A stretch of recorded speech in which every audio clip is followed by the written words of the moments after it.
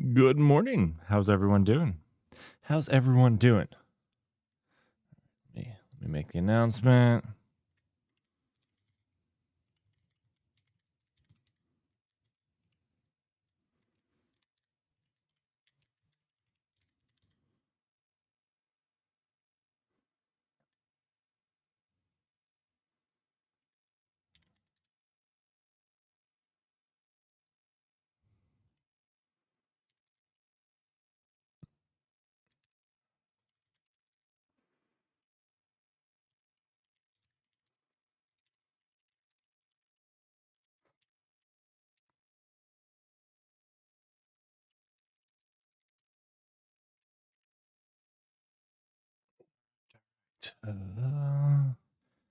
Oops, I accidentally.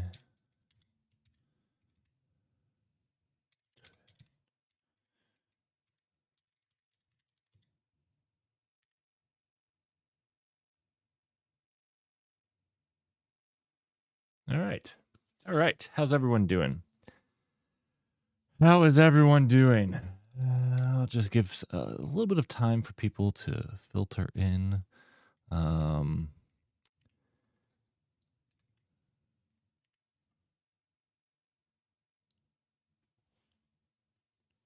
got two things to do this morning. I may or may not stream tonight. We'll see how I'm feeling. I probably will. I want to, at least, as long as I'm not too tired out. Not too tired out. So this morning we're going to go over why build a cloud. So a lot of people are asking like what we're working on, and we work on a couple things on stream. We're not just doing one thing, but one of the things that we are doing on stream is building a cloud. And I'm going to go over kind of the why and the what. Now, this isn't going to get into the architecture. I'm working on another stream slash movie to go over the architecture. This is just what and why. So yeah. That one should be either later this week or early next week. The other thing is these are going to be kind of shorter, little chunks, but you should also be able to find them on. So my goal is to make them so that you can find them on my Null Bytes. So if you do this, YouTube, that should give you the at the Null Bytes there. You should be able to find these little tidbits the day after, or at least, today we're doing two. So I promise at least one of them will show up by tomorrow. So probably this first one we're doing, and then you'll, I'll release the second one the next day. That's the idea. So if you miss them, shouldn't be a big deal if you're really wanting to see it. Although I'd love to have you live, obviously. All right. How's everyone doing this morning? Is everybody ready to watch me get annihilated? I have done zero interview prep. So, I'm about as rusty as it gets. So, I'm going to get annihilated by this AI, I think. Yeah, I do think I am. All right. Well, I don't know. Should I give everybody another? I'm gonna give them until exactly 8:30 my time. So we'll give them exactly another minute and a half. Another minute and a half for anybody to straggle in. Wander in. Maybe is a better idea. Better wording.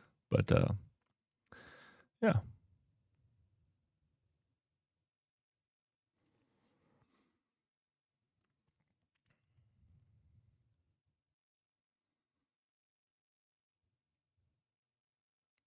Just in silence.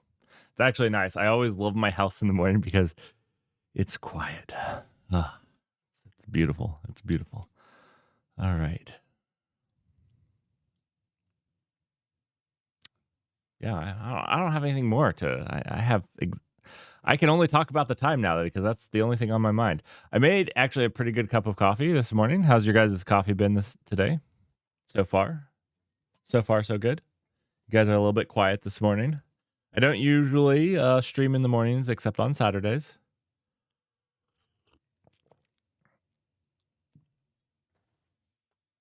All right. So I'm going to try to do this with an intro too. So, I can cut it straight to YouTube. That will be the greatest. Hello, and welcome to today's episode on why build a cloud. So a lot of times people are coming to this channel and asking, what are you doing? Now, while we do a lot of things from Twitch alerts and AI and ML and just general learning, one of the bigger projects that we've been doing for the last 9 months is building our own cloud. Now, that means a lot to different people, but I get a lot of questions of why and what. So today I'm going to talk about why and what we're building. And then later on this week, I'm going to do another one of these, especially if people like it, on the architecture that we're doing, because one of the whys, as you'll learn a little bit more, is to learn. Okay, so I have said for a while that I think the major clouds stopped innovating. And to top this off, at least I do, and hopefully you do, really enjoy learning and understanding the challenges of these real world systems. And so to do that better, to understand the problems AWS, GCP, Azure, even DigitalOcean and Linode solve and deal with, one of the things that we're doing is building our own and learning all of those things.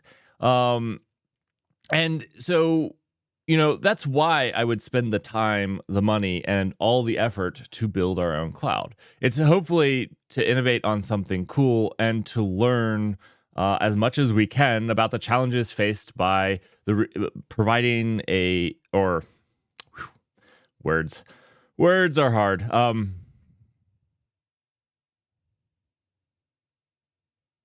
So this is why I'm spending as much time, effort, and money as I am to build this, is to hopefully, one, iterate on something new and cool that we can all appreciate. But it's also probably more importantly about learning the challenges faced about the reliability and safely letting other people run code on your hardware. I think that's actually a fascinating idea and concept, and I want to learn more about it.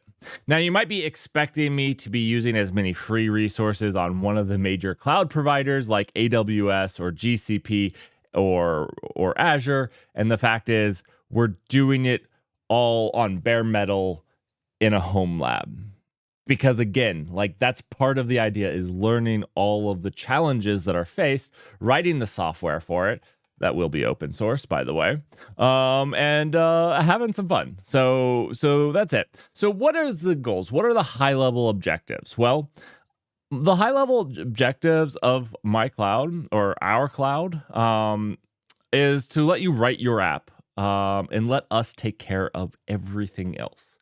I really want it to be pure serverless. So you pay for CPU, memory storage, GPU per minute or second or whatever of usage, to put it that way. You don't rent a box. You don't rent a thing. It would be in theory, pure serverless. And then I want services that just work with little or no configuration. So I don't want you to spend time writing infrastructure as code. I think infrastructure as code is a crutch that has kept us from a better cloud. And so my goal is for you not to have to write infrastructure as code to configure your environment. I want to build security in standard. So, at some point we're going to have to do DDoS protection and things like this. And one, I want to learn those things better. And two, on top of learning how to deal with those things and actually doing it, I want to make it standard. I'm so annoyed at premium services to protect your app. Your app running at protecting it should be a standard thing that comes in it. And yeah, I want to learn more about the challenges of running your own physical hardware. Whether we ever make it to a data center or not, which would be amazingly cool, I want to learn. So what does that mean? What does all of this mean? I'd like to take us to a demo deployment. I want to show you what I mean. Now, one thing that we've built on Twitch is my Twitch alerts, and they need a lot of work, and we're going to continue working on them. But this is actually a really perfect example of what I'd like to see from what we're calling the null cloud. So if you look at this with me, we have this deployment, and this is actually how our Twitch alerts would look like right now on AWS. This is how it would run. So we have a couple different pieces of code. We have the front end code that displays the Twitch alerts. We have the backend API. We have another thing that's just designed to listen to Twitch. And we have another thing that does all of the AI work, all the AI stuff. So we have this AI service. So these are all the Git repos. So here's the legend. These are Git repos. These are apps. Pink means you own, manage, configure, and run. Orange means you manage and configure, but run is managed by the cloud provider. And green is you do nothing and it's provided for you. So green is best, orange is second best, and this reddish pink is the worst. Okay, so that's kind of the thing here. So on AWS, this is what it would look like.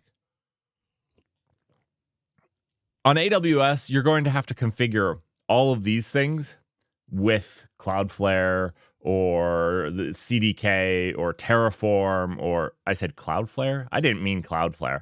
I meant CDK, CloudFormation, or Terraform.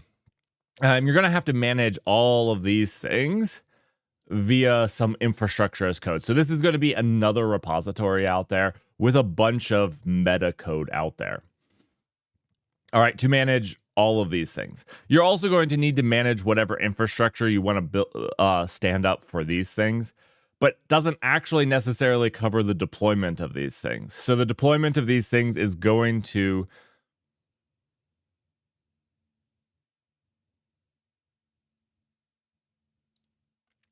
let me finish this and then I'll get to I'll take breaks for questions. I'm not ignoring, so go ahead and ask your questions. And I will get to them. All right. So you're going to need to make code for all of these things, standing up the infrastructure of these, and that doesn't include actually configuring or deploying these services. If you're going to do it on a AKS, or I said AKS, an EKS cluster, you'd have to stand up the EKS cluster, but you'd still need something to deploy this. And manage it and whatnot. If it was just going to be on EC2, you'd still need to spin up the EC2 machine, and you'd still need to then deploy this, whether you were using Ansible or tacking onto Terraform or whatever. There's a lot of ways to do it, and that's fine. My point is, red means that not only do you have to manage the infrastructure, you need to configure and run it. That means you need to configure it with access to each one of these things. So if you're storing information, if you're storing all those Twitch alerts that we do in a database, you need to configure it to talk to the database. If you want to communicate between these things using the simple message queue, SMS, you're going to have to configure all of these things to talk to AWS SMS. If you're going to use AMP for your metrics, that's the Amazon Managed Prometheus, you're going to have to configure we can go on with each one. The same goes with CloudWatch and everything. And this includes your WAF. You're going to have to configure it. Now, Orange is just needing to configure it, and that's fine. You're going to have to configure your load balancer, your API gateway, and these things are all managed by this. And this is what came to my realization. While I was making Twitch alerts, I was like, I don't want to do all of this. Is more work than what I did. My front end, my back end, my Twitch alerts, and this was all simpler, less code than everything else to actually host it correctly on AWS. And that's why I'll show you in a second what I'd like to do with the null cloud. Now we have some questions. That drives me nuts about the current cloud provider. Okay, yeah. When you say serverless, do you mean something like Lambda or something like Fly.io or Heroku? The answer is yes. Yes. Absolutely. Part of it's going to be experimenting. Part of it's going to be understanding. And part of it is going to be trying to innovate in the space. So maybe like Fly.io, maybe like Lambda, but maybe also neither. The MVP is much like Fly.io or Heroku. That's the MVP. And if you're wanting to know architecture, in architecture, we're going over MVP architecture, and then we're going over like my end goal architecture. That's a little bit more loose because I don't have all of the pieces completely figured out yet. So yeah. All right, let's jump into what I would like to see. What I would like my end goal. No pink. No, it was supposed to be red, okay? Honestly, it was supposed to be red. They didn't give, maybe I could have done them. It doesn't matter. Well, it's fine. No pink. So what I want to do, these things, the gateway, the load balancer, auth, WAF, merely by the fact that you deployed a backend API that you wanted to expose, these things should be configured, stood up for you automatically. How are we going to do that? I don't know entirely. I don't know, and I don't have all of the answers. I'm telling you what I think the clouds should be. I have some of the answers to some of this, and some of them we're experimenting on stream. See all of these things? So whether it's Kafka or Nats, I'm not sure. But if you're wanting to send something like AWS SMS, it should. If the backend API publishes a Kafka topic, the topic should just exist because the backend published a topic. So that topic should just exist because of the fact that this thing publishes a topic to it. The same for the database. The database should just exist because it's being leveraged. Now, I realize that all of these things are probably going to also support some customization by configuration.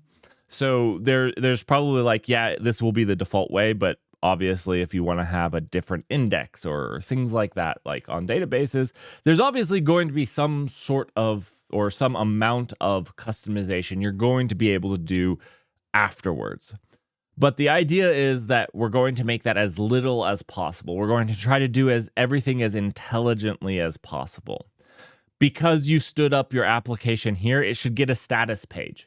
Who here actually knows how to write a good status page? I have done it, and it's actually a lot of work and difficult. And what I want to do is basically say, hey, these services that you're running, I can make you a status page because I'm running your service. I know what it's like. I know its status. And that's going to be awesome. I want your logs. I don't want you to have to think about making logs. As long as you print to standard out, I should capture that, and I should put it somewhere where you can use it and see it and have it in a nice central spot. I know how we're going to do some of these, like the logs and metrics. Easy.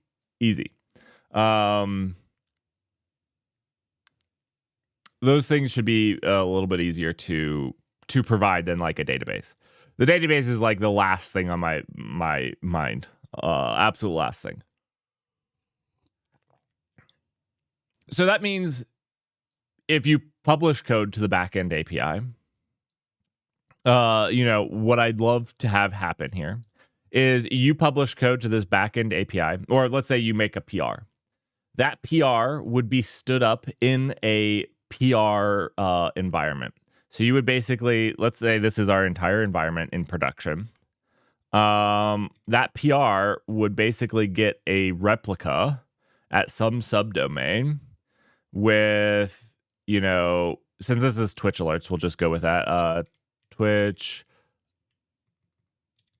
alerts, and then like the SHA. And we can make it private behind some sort of thing. So you can actually see that PR for that backend API actively running in production, or the exact same setup as production. That's hard, and a lot of people don't know how to do it. Not only that, it would just work naturally because you made a PR to the backend API. It could be a thing that exists. There would be no need for you to take that PR and write automation to go from Git to your production facilities. I don't want you to have to do that. In fact, what we have already, what we have today, and you can't use it. I actually kind of broke it yesterday. I broke it yesterday. But what we have today, if it's a Go or Rust project, you don't have to actually build a container. We build the container for you, which is pretty fun, pretty cool. And I'm pretty excited about it. It builds the container for you from your code, and it deploys it as of today. Like I said, that's more of a Fly.io or Heroku, but we're just doing a proof of concept right now. That's all we're working on.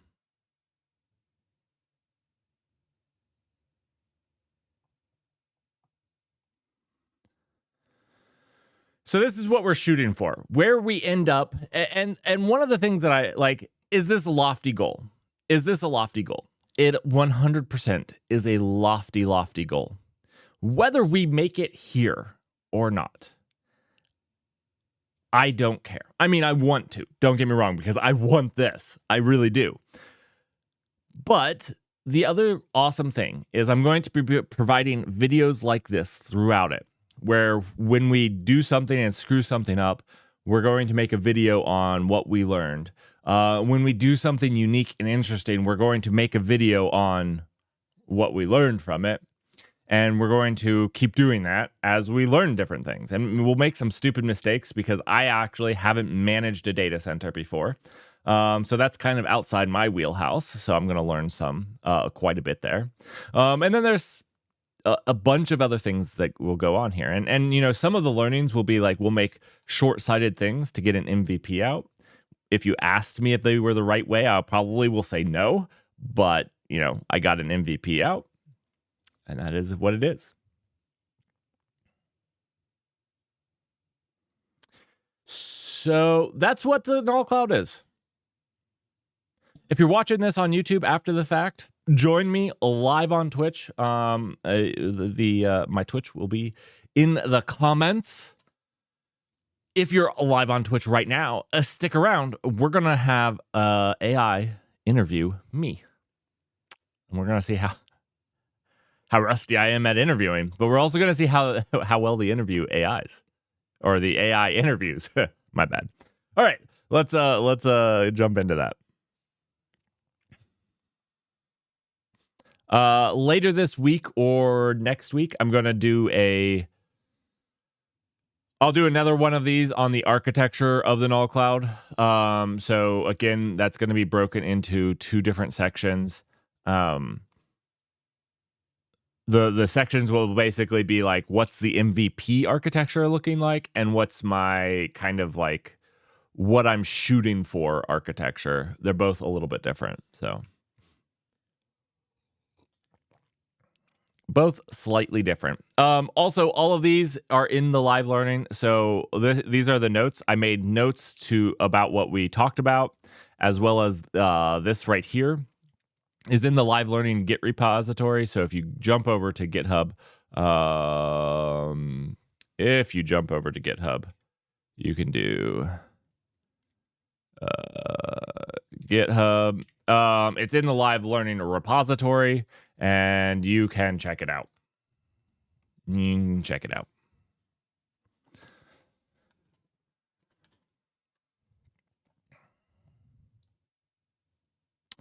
My hope is that we get at least the Twitch alerts running fully in it. That would be cool. Wonder if Tercero library for SQLite would be easier to start with the database layer. So actually, Dane, I have thought about that. Right now,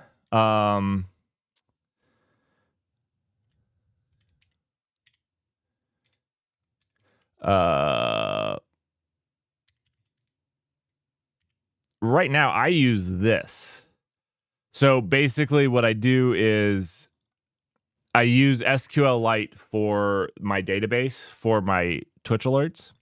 And then assuming that something will go wrong, Lightstream just replicates instantly every single thing in it to a backup in another cloud.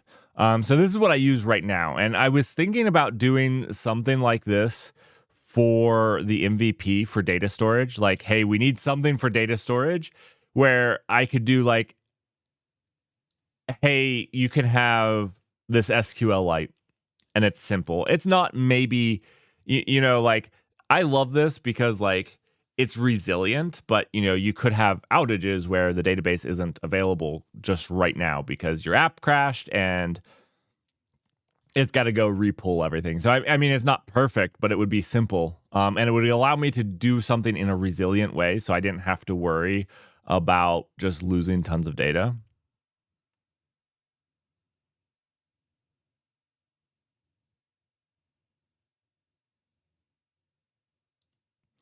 But yeah, maybe Terso would be a good.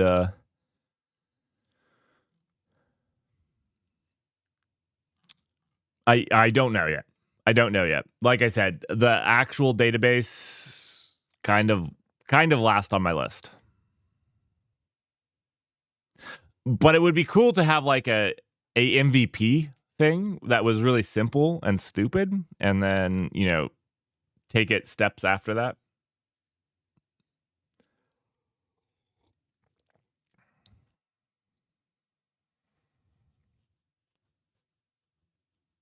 RQLite.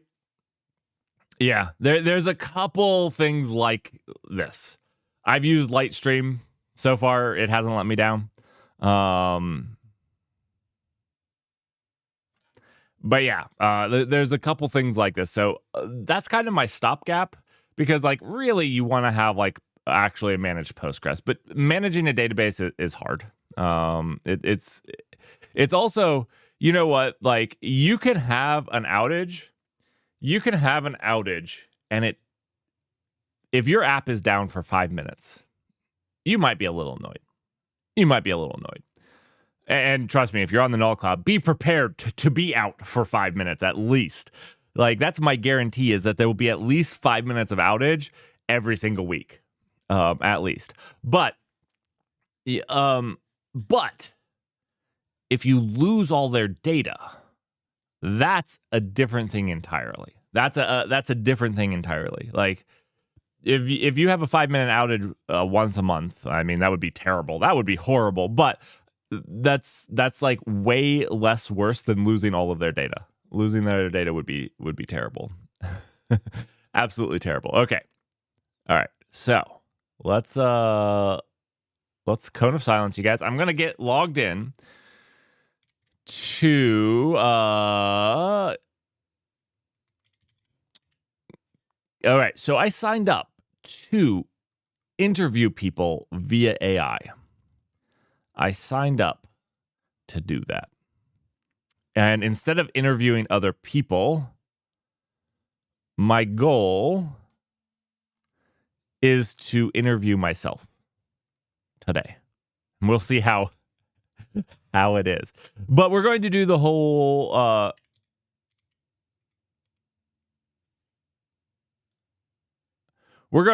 whole process. So I have the dashboard here. And we're going to just step through it and invite ourselves to a code to do a thing. Now, my understanding or my guess here with GPT vetting is that you're purely doing like screening. My assumption would be that this is doing It's not like doing your leak code testing. This is my assumption would be that this is, I should do an intro, right? I should do an intro. Okay. We're going to get into it. I am trying to make these for YouTube as well to make it easier to find my channel and whatnot. So, welcome. If you're new here, we like to learn. We like to explore software. And today, we're going to see if we can't get this AI to interview me.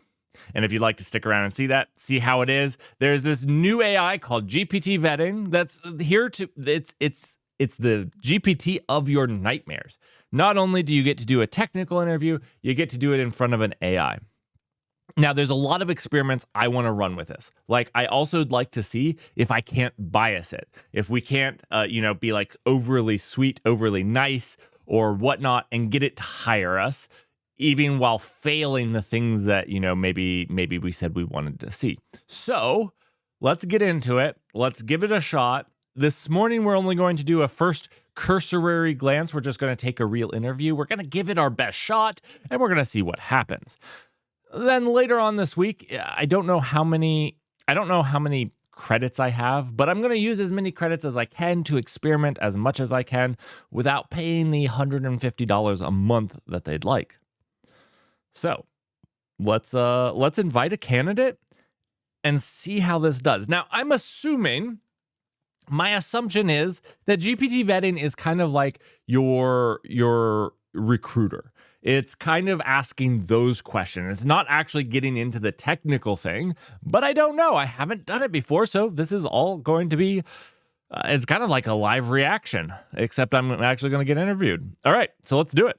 All right, we're going to invite a candidate. So this is just like the dashboard. Yeah, I have account executive. Okay. Cool. All right. GPT vetting. Oh, let's invite a candidate. Let's see. Company logo. Don't have one. Okay. Yeah. Welcome screen. Okay. Interesting. I don't need to edit the content. Yep. Let's continue. Do you want to predefine the skills to test? Yes, I will define the skills. Yes, please. All right. Define a new skill. Enter skill. Well, we need Kubernetes. Let's do Kubernetes. A level of difficulty. We'll just do mid. We'll do mid on all of these because it's early morning for me and I haven't prepared for an interview. I'm not doing senior level. We'll try to do senior level some other time. Okay, I don't know what. All right, we can only add up to 5 skills. Okay, we'll need Rust for sure. Again, mid. Let's add Go because we just need this to be a well-rounded junior in Go.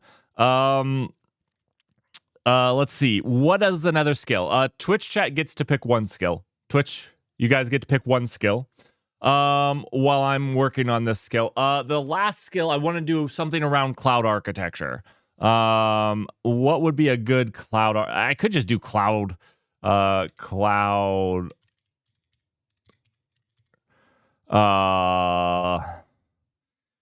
seems bad. I don't love this. What do they have? One second, I'm going to really quickly.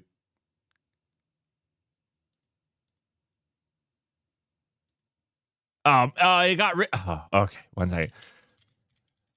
Kubernetes, Rust, cloud architectures. Is SQL what you guys want? I'm gonna fail this one. Okay, I haven't written an SQL statement in a little while. I'm gonna fail it, but we'll fail it together. All right, last one. We don't need to do a second language. That just seems overly redundant.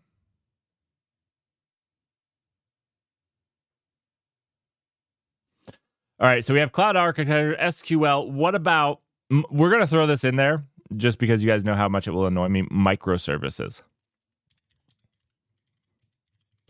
There we go. Please fill all the fields. Ask the same questions to all candidates for the test. The GPT vetting tool generates unique. Now we want unique. Add unique questions. Any custom question you'd like to add that's company specific, feel free to add here. Add a custom question. How would you rate my hair today? Perfect. All right.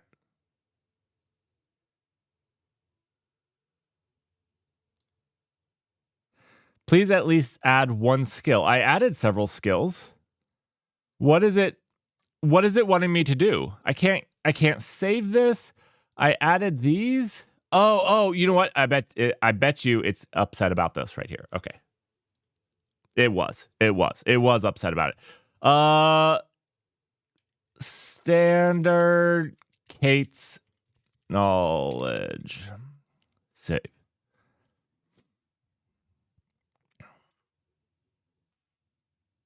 All right. Did you enjoy being interviewed by no one? All right. Invite manually? Yeah. We'll invite manually. Merrick counts done. You know what? It did just show my email, but I'm going to do a cone of silence. I need to get it to stop doing that. That's annoying.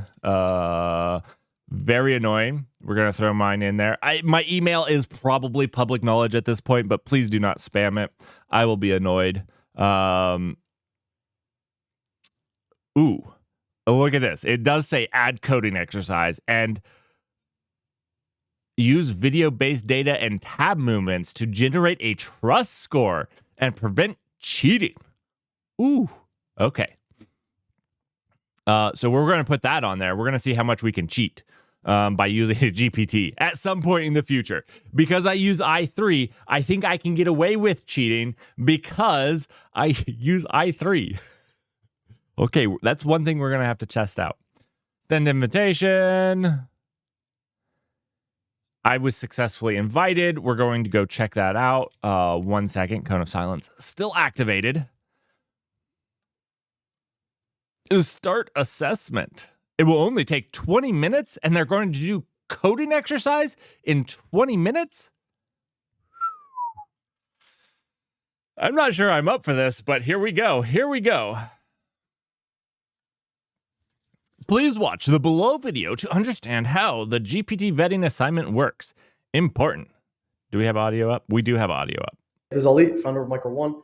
We built GPT vetting to allow companies to assess candidates accurately, and we are allowing candidates to have a smooth test experience to showcase their skills to companies. In this video, I'm going to go through the test experience to give you a bit of an idea on how this looks like before you actually start the test. The way it works is you fill out your basic details first. In this case, let's put an email, put your phone number, and in some cases, companies are going to have some custom questions that they've added to the GPT vetting assessment. You go ahead and answer those. And then you add your top those custom questions I thought were going to be at the end, not at the beginning. My goodness, that the help text was not very good at that. So, dang it. Okay. Skills that you want to be tested on. If let's say as a senior, where we generate interview camera as well as microphone, we only use this information to generate a trust score and prevent cheating and nothing else. So here, click on share screen and start test. Trust me, that's all we use it for. That's all. That's it. Give me all your information. The first question is going to be a demo question. So in this case, can you describe the difference between a class component and a functional component in React? You click on start recording, you answer the question verbally, minutes and 30 seconds. First demo question, you then go through the real ones, which again is 2 per skill, as well as 2 so it's all audio. Okay, that's cool. That we provided. And then there's going to be questions on project management, the language you want to write in, and the requirements are described in detail. Gosh, I'm going to have to code this morning. You have one chance to read quality, but don't worry too much about syntax or the input-output. Also, feel free to test your code with hard-coded values since the coding environment does not support inputs. So you can console log, you can print stuff, call the function manually, and whatever you see fit. And again, don't worry about the input and outputs too much. I wonder if they support Once Rust. you have written the code, you can run it, test it, and then test it with your own, So we'll see how this goes. Okay. I have so many questions with this. I do have a lot of questions with this. I'm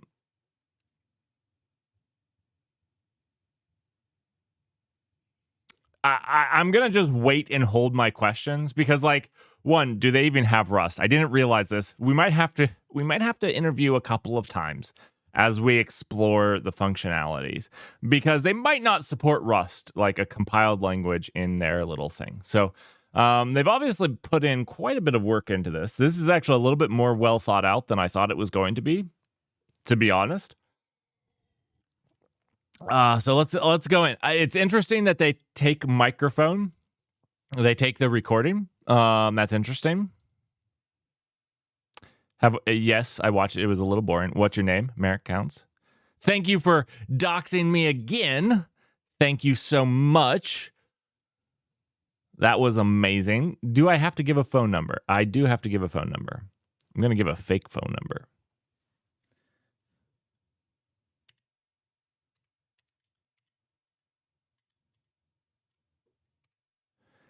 Do they validate the phone number? I don't think they do. There are some places you can't give a fake phone number because they actually validate that it could be a possible phone number. And unless if I stumbled on a possible phone number, okay. Then I just dox somebody else. All right. Please note that this test is timed. You will have 2.5 minutes per questions and 15 minutes for the coding exercise. Does that mean they're going to ask me 2 questions? They said 20 minutes.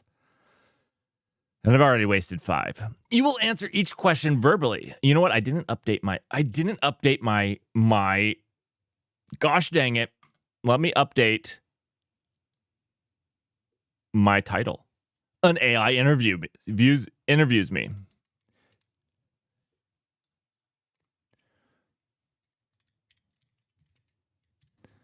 All right. There we go. Sorry about that.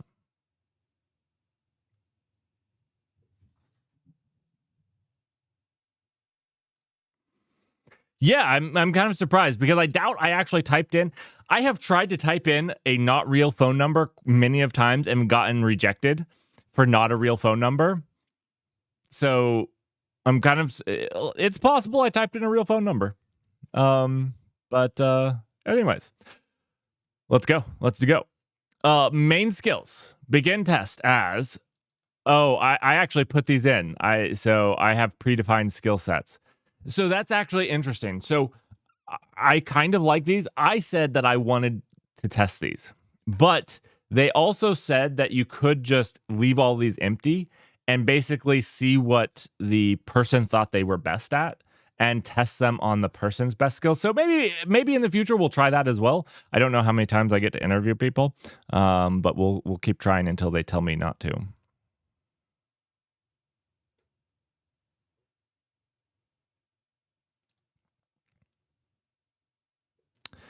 Check camera, mic, and screen share.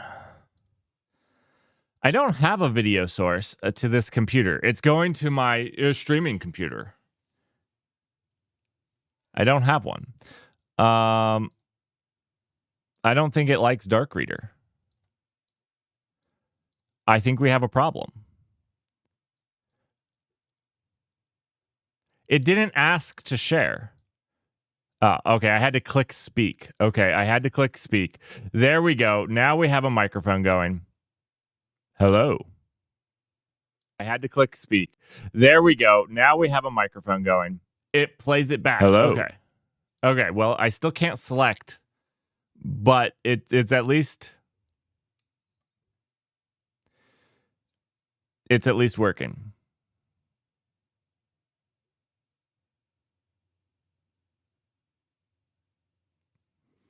All right, share screen and start the test.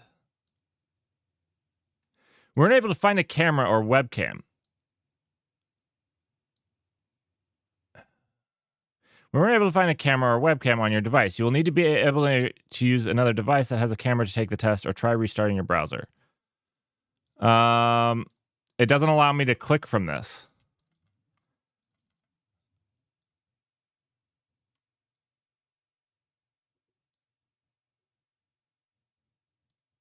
All right. Hello? Yes. All right. Hello? All right. No video source for my webcam.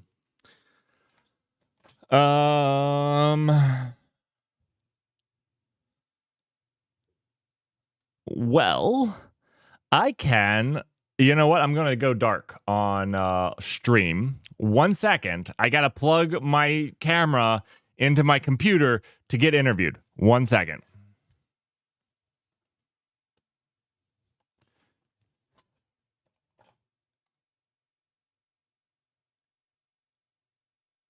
It says without camera or screen. I guess let me try this.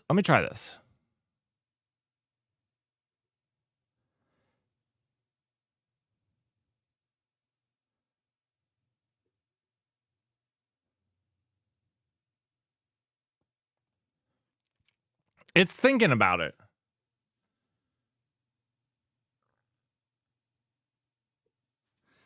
It's thinking about it. Maybe it's ghosting me now. Maybe I'm getting ghosted by the AI. What's worse, getting ghosted by a human or getting ghosted by a machine? I feel like getting ghosted by the machine is worse.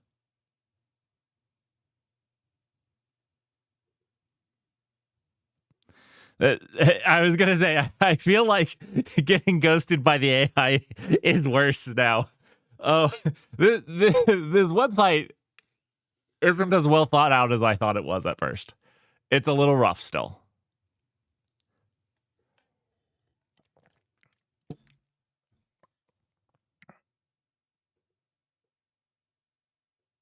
Well, Dane, would you like to take...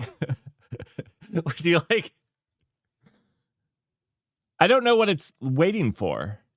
Like, I think it wants my screen share, but I can't accept screen share because it hasn't asked for screen share.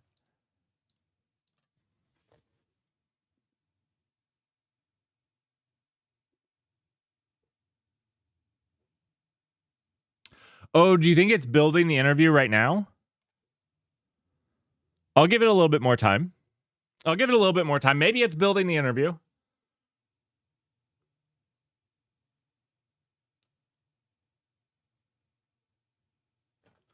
Ooh, let's check out the... It's going to detect me as hacking. Failed to load resources. The response...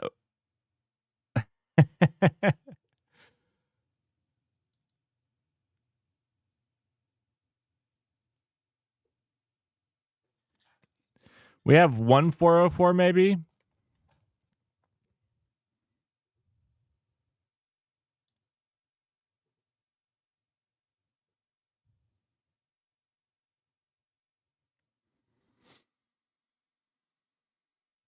All right. So what I'm going to do is, you know what? Maybe we hit an edge case. They've never not had the video. It's brand new. They've never clicked on that button. So I'm going to go switch my camera around. I'll go dark on this side. I'll give them a camera and we'll see if that fixes this problem. I'll be right back. And it is... it's compiling. I shouldn't have put Rust, okay? That was my fault. My bad.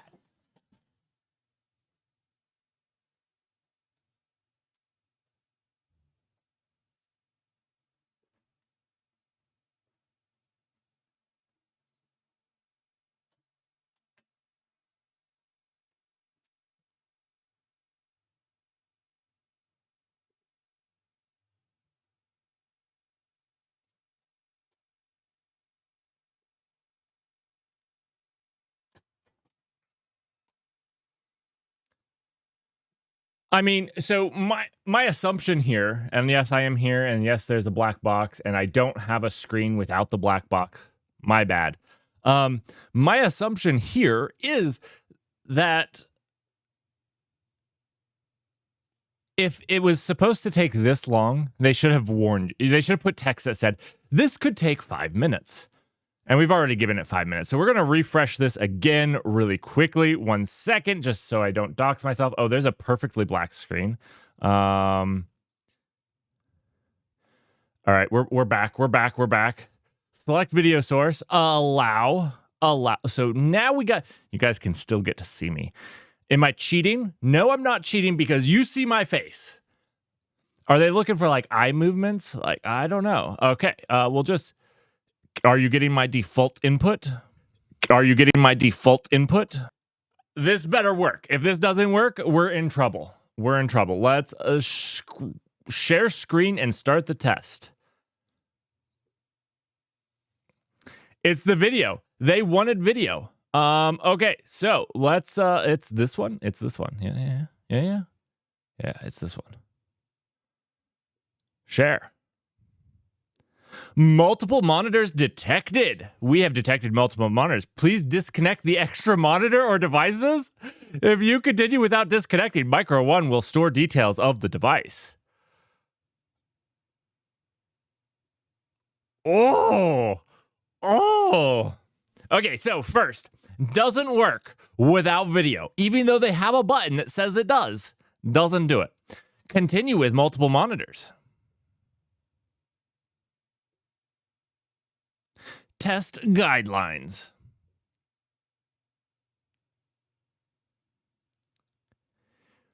Am I that ugly?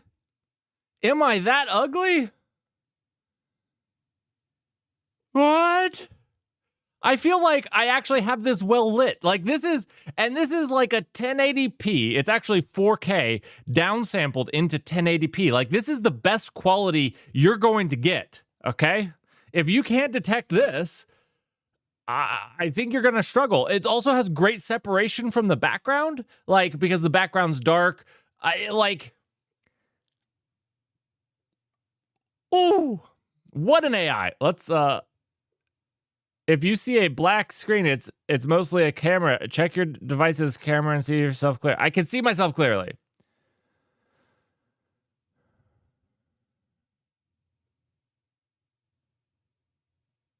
Okay, I'm looking at the camera. I'm going to click next. I have plenty of light on my face.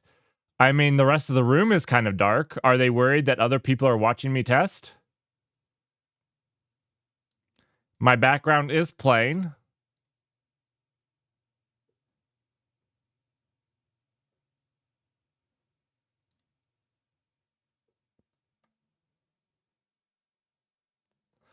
I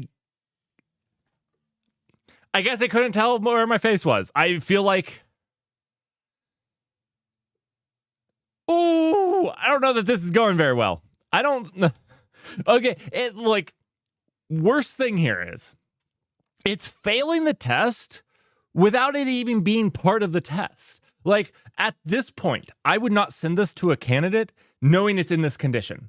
Like, whether you agree with GPT vetting or not, like the concept of it or not, and honestly, I almost think that this is better than having a recruiter do some of this stuff. I don't know yet, but I was actually going into with the thought in my mind that this could be better than a computer doing it. But at this point, or a recruiter doing it. But at this point, I'm like, no, the user experience is so bad. Anyways, all right. I'm not doing that. I am looking at the camera. No outside help. There was nobody in the background helping me, cheering me on. I needed that moral support, though. Let's start the test. Oh my gosh, another pop-up. First question is a demo question. You already said that in your thing. Start demo question. Hello. This is a demo question to get you familiar with the environment. Can you briefly explain your background?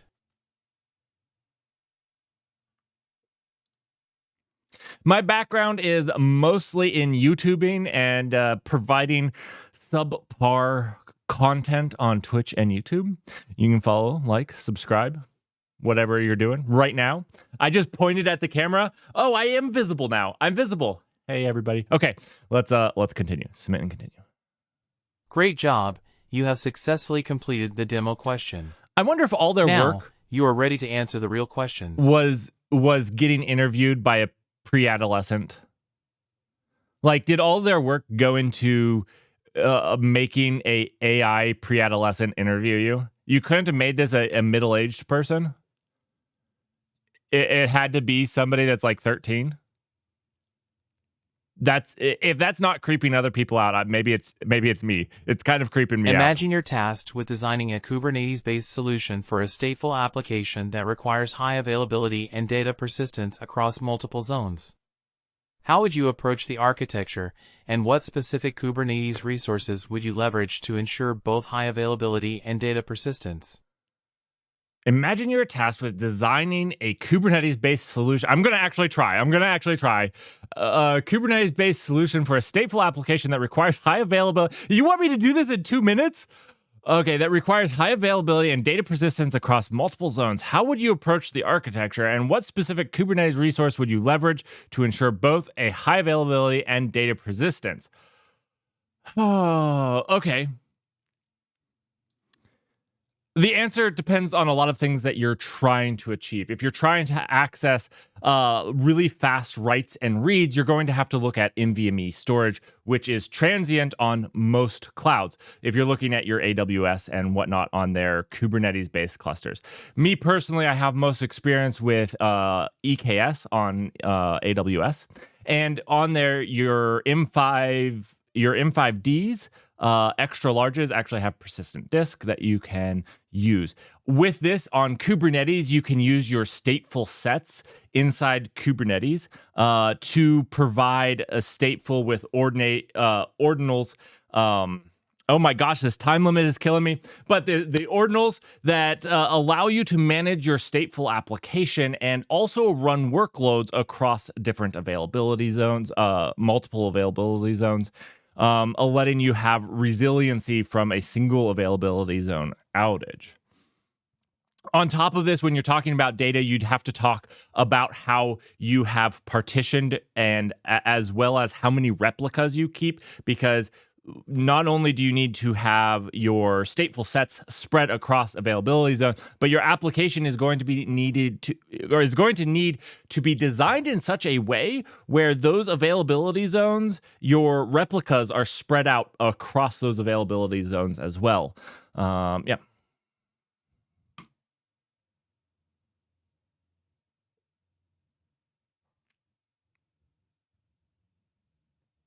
Thanks for joining me. Get ready for the next question. I'm ready. Given a scenario where you've deployed a new version of a microservice in Kubernetes, and shortly after, you notice an increase in error rates and latency.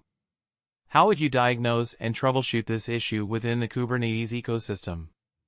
Please walk through your process step by step, including any specific tools or commands you might use.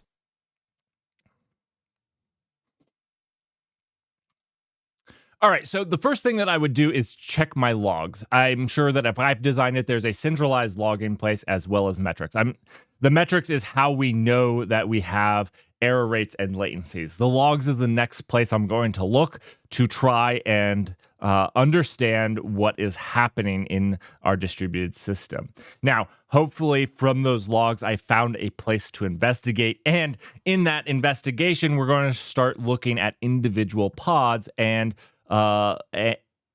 individual pods.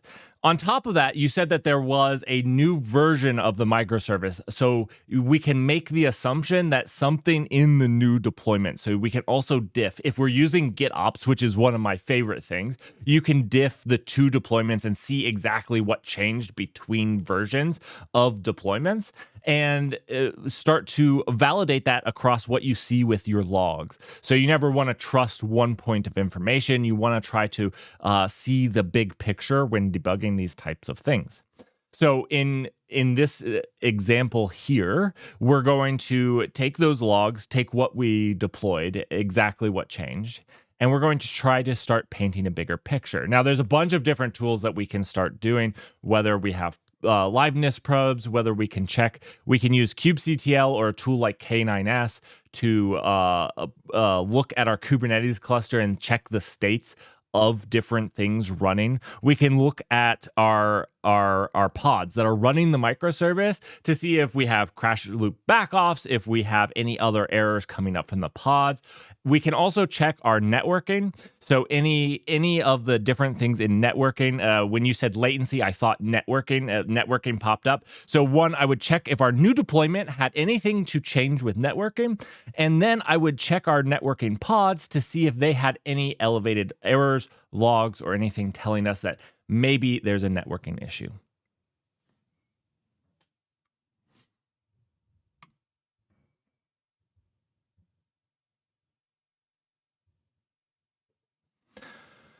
Whew, I was not prepared for this. This is not how I want to start my mornings. Let's continue to the next question. Man, Given that Rust's timer emphasis is on rough. safety and zero-cost abstractions, how would you approach designing a memory-efficient, high-performance data structure in Rust? Discuss your thought process, from choosing the right types and traits to ensuring the data structure aligns with Rust's safety guarantees and efficiency principles. This is a trick question. Like, it's so vague. This question is too vague for me to answer correctly, right? They want a data structure, but what does the data structure do? So the first thing when designing a data structure is you need to understand what a data structure does. So my first question, if you could answer, would be, what is the goal of the data structure? Is it a iterable? Because then that would be a really good thing to ensure that if you want to be able to iterate over it or as a collection of types, there are a whole set of traits that we would want to implement and ensure are implemented.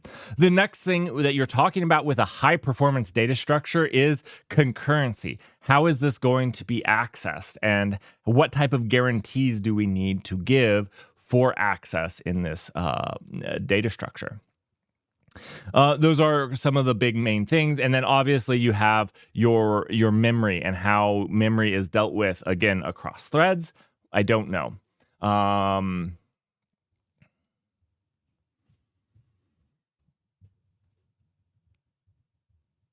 mean, I guess that's my thought process, and I'm honestly a little confused as to where to go with this question any further, honestly. It's very open-ended, and I would need to have a real honest conversation with somebody to dig further into it. Rust provides memory safety and zero-cost abstractions, yes, but those are inherent in the Rust language. It's not something you have to bake into when thinking about it. When you're thinking about lifetimes and whatnot, you're more thinking about how you leverage how you would leverage your data object. So, yeah, I'm gonna give that up.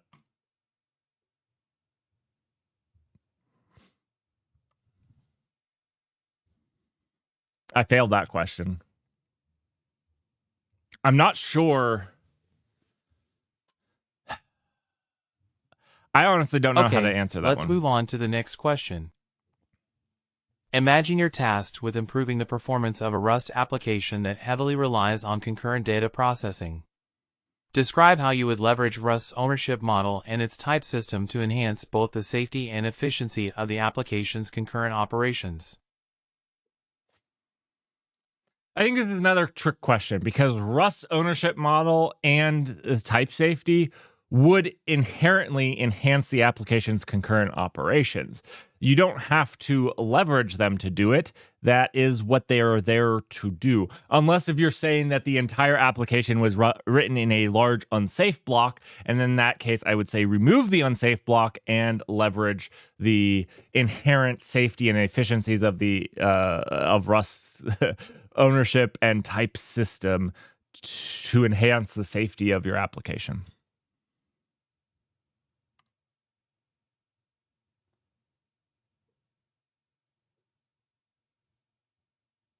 Okay. Get ready for the next question. Given the importance of cost optimization in cloud architectures, can you discuss a situation where you had to optimize the costs of a cloud deployment without sacrificing performance? Please detail the strategies you employed, the challenges you faced, and the outcome of your efforts. This is a good question. I don't think 2 minutes and 30 seconds is appropriate. This is a really good question, actually. I like this question. So the very first thing that you have to do when talking about cost optimization is understanding your cost. Understanding what costs, how it costs, and why it costs, and why you spend on it.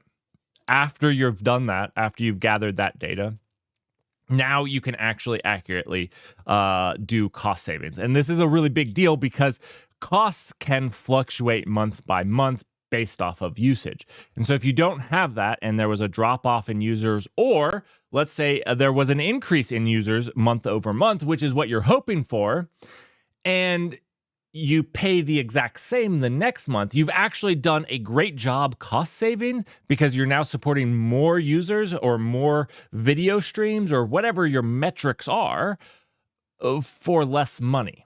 So that's a very first step in doing cost optimization, is making sure you metric what those costs are, because the total spend is not an acceptable one. All right, once you do that and you're wanting to not sacrifice performance, obviously there's always trade-offs. No matter what you do, there's always trade-offs. And what you have to understand is what trade-off isn't acceptable. So if performance isn't, so memory performance isn't acceptable, then you have to trade off CPU performance or something like that. There's always going to be a trade-off in these. A lot of the times, what in cost optimization, you trade off performance with engineering time. So maybe we're using Kubernetes right now and there's wasted resources in overhead for Kubernetes that we could get rid of. Getting rid of that is going to take an engineering time. And so the second step of cost optimization is finding where you're going to get the most bang for your buck from your engineers. So where are your engineers going to make the biggest difference, save you the most with the least amount of their time? I think that's the best I could do with 2 minutes and 30 seconds. And that 2 minutes and 30 seconds includes them speaking and like slowly writing out the question. I don't know. I feel like that was not a great answer, but Okay, I know they wanted let's a concrete continue to the example, next but you have question. 2 minutes and 30 seconds. imagine a scenario where you are tasked with designing a cloud architecture for a highly available web application that must handle unexpected surges in traffic. Can you walk us through your thought process on how to architect this solution, specifically focusing on the choice of cloud services and how you would ensure scalability and reliability?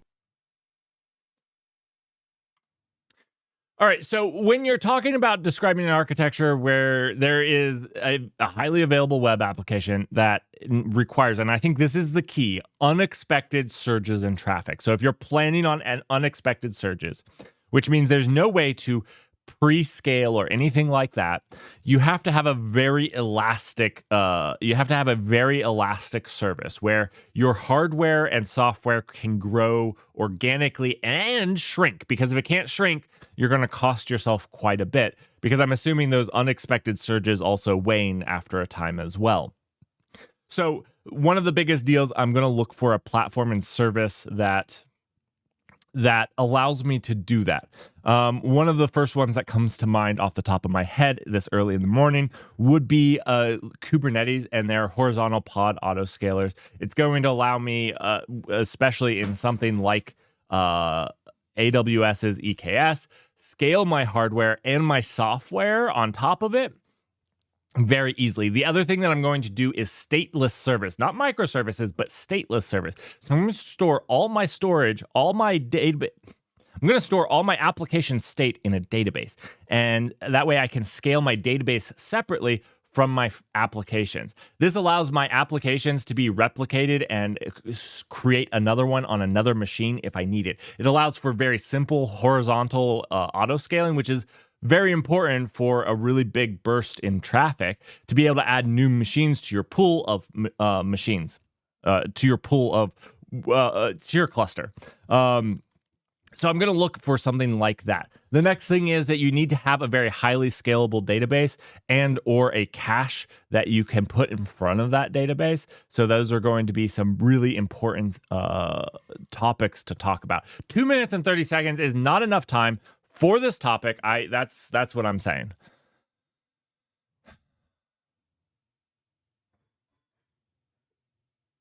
Understood. Let's move on to the next question.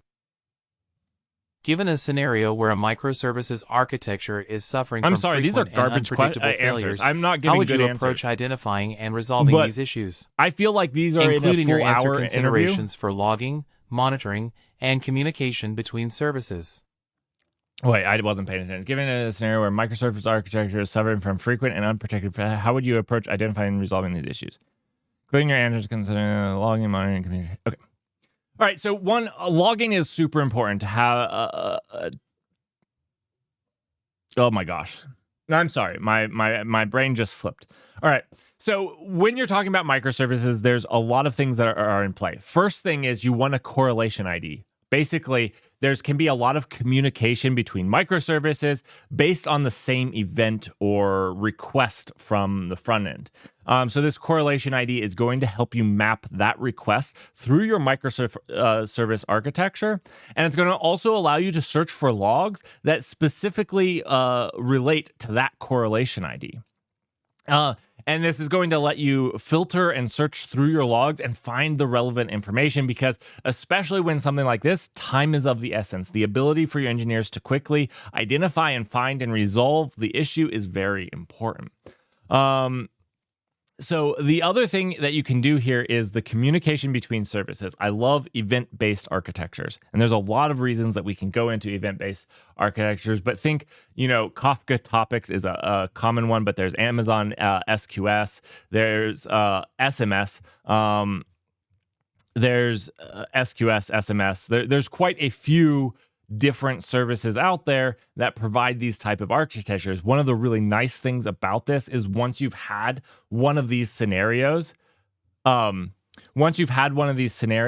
there's a bad type of message or something like that, you can actually make this a replayable event and add it to your integration tests, allowing you to replay these events that caused this issue through your testing suite, providing more robust deployments going forward.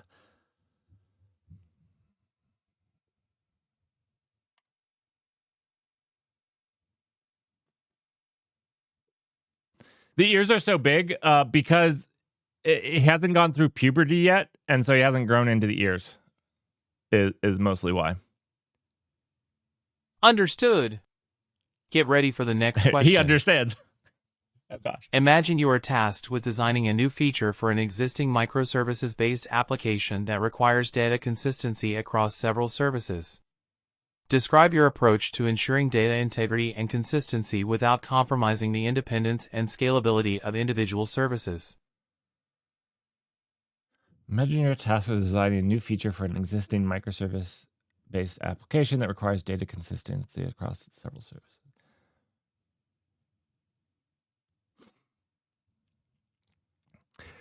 When creating a new feature, it's very important understanding the sovereignty of data. You'd ever want to mix microservices sovereignty. So if a microservice owns a piece of data, they own it. Another microservice can request that data, but they're also not going to write to that data store. So it's very important. My general rule of thumb is if you have a new microservice, you have a new data store for that microservice. So generally when you're talking about this and requiring data consistency, that's how you do it. Excuse me. Is by having one microservice own that information. And this makes it kind of simple. It's almost kind of like the functional programming, a way of doing it. You can copy that data other places, but that data is in one place. So my general approach would be that, don't mix and match. Let's see. Without compromising independence and scalability. Yeah, as long as you do that, you never compromise the independence. My new service can ask for the data that it wants and needs. And if it needs it again, it can ask again. It's pretty simple and straightforward. Sorry, I'm not paying attention too much to chat. I apologize. You know what? Understood. Let me move this out of the way. Let's continue to the next question. There we Given go. a scenario where you have a table employee with columns employee_ID, name, manager_ID, I'm getting where interviewed. manager_ID references employee_ID for those who are managers. How would you construct a SQL query to retrieve a list of employees who do not report to anyone, and can you explain the logic behind your query construction? I told you guys I was going to fail at the SQL. I told you I was going to fail. So this seems like, okay, let me pause. Deep breath. Okay, so basically we have employee IDs, name, and manager ID, where manager ID refers employee ID for those who are managers. How would you construct an SQL query to retrieve a list of employees who do not report to anyone? And can you explain the... All right, so this is a pretty simple example. Basically, you would just look for, you would create a query where you select all employees where they do not have a manager ID. If I understood their question correctly. I don't know. That seems really simple. If I understood it correctly, I don't think I do. Let's move on to Did the they next want me to write question. the SQL? I don't know. Imagine you are given a database with two tables, orders, with columns, I'm getting interviewed right order_ID, now. customer_ID, By myself. order_date, amount, This was supposed to take 20 minutes. I'm 40 minutes in. I'm 40 minutes into a 20-minute interview. customer_name, customer_email. That's another How would you thing write that a I'm SQL going to put query on to this find the is... total amount spent by each Yeah. customer, Oh, yeah. along with the customer's Oh, name gosh. and email, Oh, and also gosh. ensure the results are sorted by the total amount spent in descending Give me order? two tables. Orders, and customers. How would you write an SQL query to find the total amount spent by each customer, along with the customer's name and email? So you're going to do a really quick join on this. So what you can do is you can create another table in memory where you join the orders and customers, and you're going to be able to join these two tables on customer ID, since that's actually the thing that you have on this. And then you can do to find out how much they've spent in total, assuming that they can have multiple records in orders, they can have multiple orders. You can do a sum on that for each customer ID.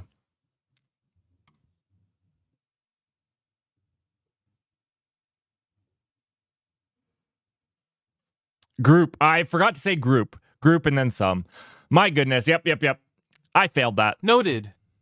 Get ready for the next question. I forgot the group part. Can you share an experience where you had to adapt your communication style to effectively convey a message You only to a have team 2.5 member from a different minutes. cultural or professional background? How did you ensure your message was understood? Oh, it did say sorting, didn't it? Can you explain, share an experience where you had to adapt your communication style to effectively convey a message to a team member from a different cultural...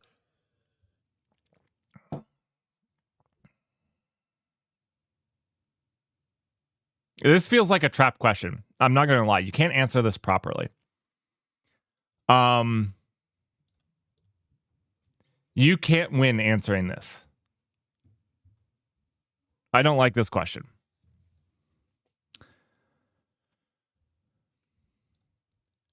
When talking to other team members, it's always important that you're respectful to their backgrounds, as well as clear and effective in communication. This means that you use language and ensure that you don't use esoteric words that are hard to understand, and you try to find common understanding in common words. It's always important when talking to somebody to be cognizant of their feelings on topics and subjects, and to ensure that that you're communicating in an effective style. This goes for everyone, where everybody, even if they're not from different cultures or even if they're not from different cultures, have different communication styles that they understand better. So it's always really important to be cognizant of the person you're talking to, their communication style, their command of the language you both speak and share in common, and make sure that you're speaking it to the best of your ability for them. I don't know. That's a garbage question.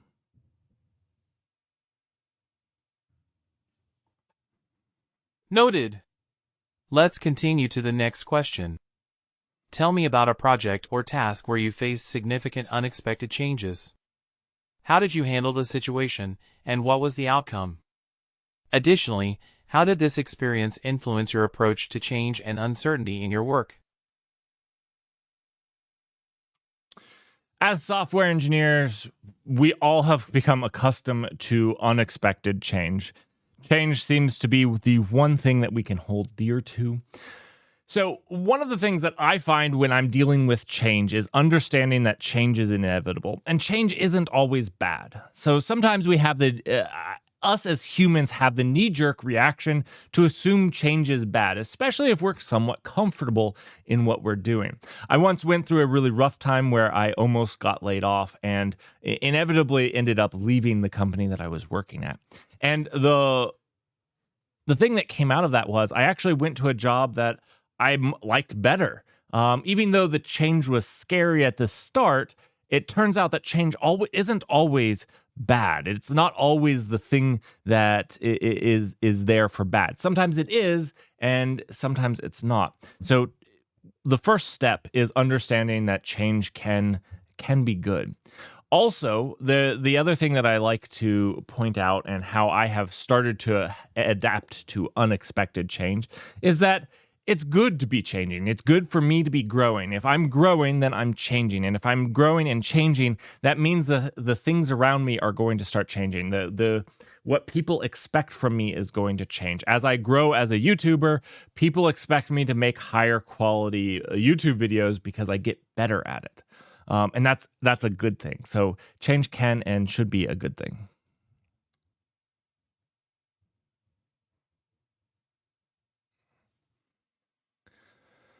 All right, let's move on to the next question. How would you rate my hair today? Yes! Yes! Yes! Your hair is fantastic. I wish that mine was like that.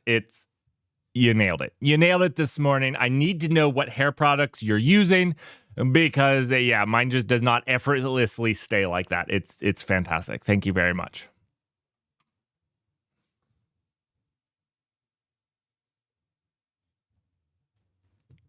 All right, get ready for the next question. Congratulations. You've completed answering all verbal questions. Now, proceed to the final step, a coding exercise.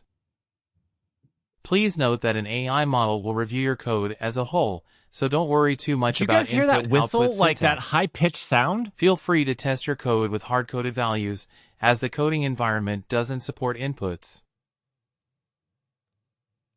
Like when he speaks, there's this is bad quality audio coming from them. I do not love it. Okay. Guys, this was supposed to be a 20-minute interview. I am 45 minutes into my 20-minute interview. Yeah, there's some high frequency, and it's annoying the garbage out of me. Inventory management system. You are tasked with developing an inventory management system for retail. JavaScript. No, thank you.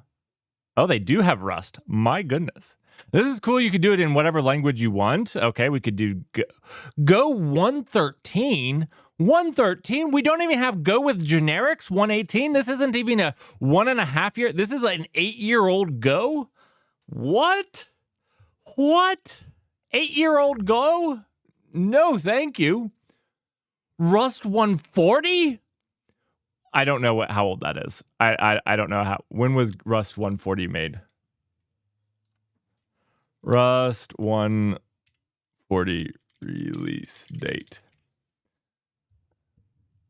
2019? So 5-year-old Rust? 5-year-old Rust? I don't know about this. I don't know. Okay, well, anyways, let's keep trudging forward. I'm wasting my time. Right, we're on 1.7. So Go is pretty easy because Go releases a minor version every 6 months. So it's just, I don't remember when 113 is released. I can just know that we're on 122 and every 2 minor release is a year. I don't know about Rust. Rust might follow something like that, but yeah, we're on like 175. I think the next release is 175. So yeah, this is like 5-year-old Rust. My goodness. Inventory management system. You're tasked with developing an inventory management system for a retail store. The system should allow your store manager to keep track of the products in the inventory, including their quantities, prices. The system should quantities and prices. The system should support the following operations: add a new product to the inventory with its name, quantity, and price. 2. Update the quantity of a project in the inventory. Calculate the total value of the inventory.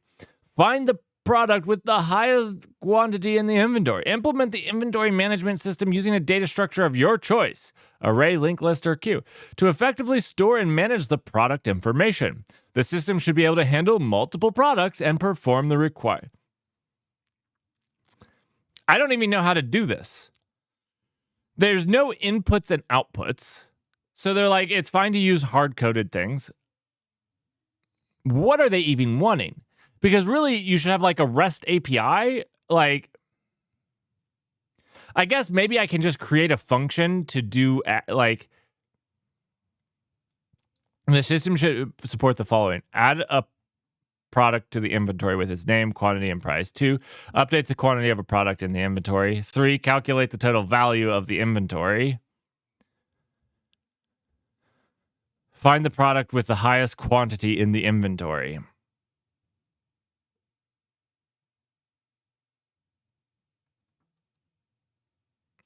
Right, but they don't support, like, this is the thing. They don't actually support input. So if they want me in 16 minutes to parse this, I guess I'm just going to make these functions. Choose an appropriate data structure, implement a function to add a product, implement a function. Oh, okay, this actually is easier.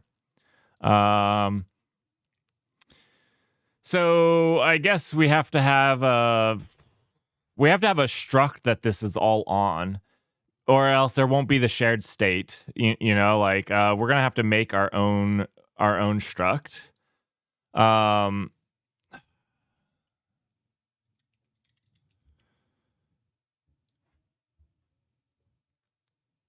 Okay. I'm gonna type some stuff. And I'm gonna talk to the interviewer like I was being interviewed.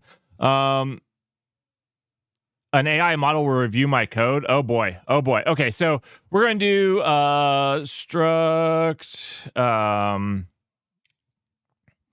Oh wait, we need a name.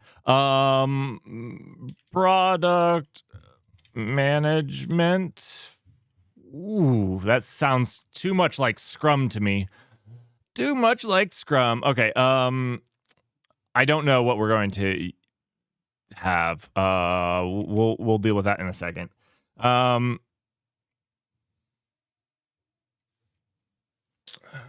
Do we store this in a hash map and then just do a collect on it?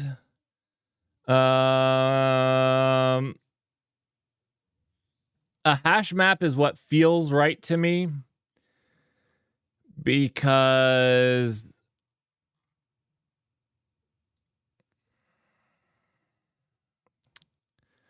let's see. Our things are to add a new product, update the product. So updating a product by ID would be easy. Okay, yep. To calculate the total value of inventory, that we do a collect on, that would be fine. Implement a function to find the highest quantity in the inventory. So yeah, we'll do a hash map. These two we'll have to collect because we're just going to have to iterate over them, right? And then these two we will be supported by the hash map itself, right?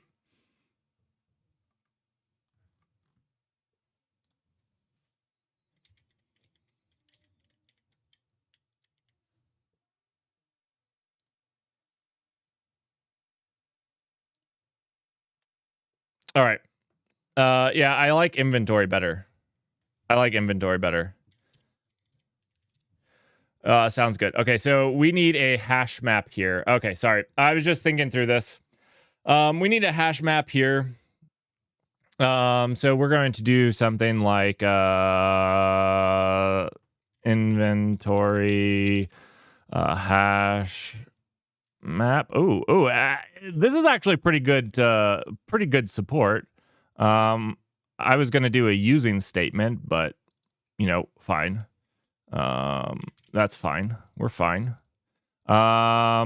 What is it? So we actually need another struct up here. Let's do struct. This is inventory item. Yeah. Okay. The item is going to have name string. Name is string. Gotta go quick here. We've quantity, which is we're just going to do an I32 because hopefully this store doesn't have more than that. And then there's no requirements. Quantity. So that's one thing. If this was a real interviewer, I would be asking them about some requirements for these. Is an I32 okay? Is, how many, what's the max number that we can have? Those are important things. If you're doing a real interview, and I'm giving you any real interview test advice here, that's the one thing that I would add to this. And sorry, my camera's not on this. They have to be capturing my camera, and I can't show it while that's doing that. So sorry about that. All right. So name, quantity, and then price. We're going to do a. I guess we'll do an F64 here. Yeah. I guess that's what we'll do. Whatever. All right, let's see. In this case, then, this can be a type of item. Done. There we go. And then we can do like impl of inventory. All right. Cool.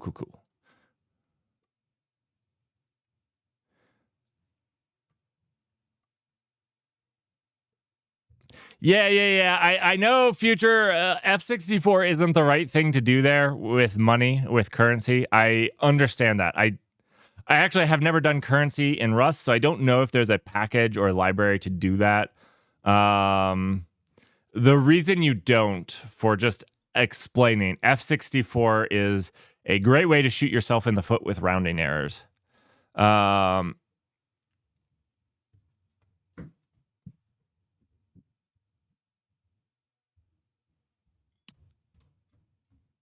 And I was going with F64 for really large prices, but you're right. Probably F32 on this case actually is, we're going to go to F32. Anyways, there's a lot of reasons you don't use. Usually there's actually currency structs that you can use, but this is what I have. I'm going with F32. Unless you tell me that there's a built-in something that's better for currency. All right, let's see. We're gonna implement these functions really quickly. So let's see. Add function.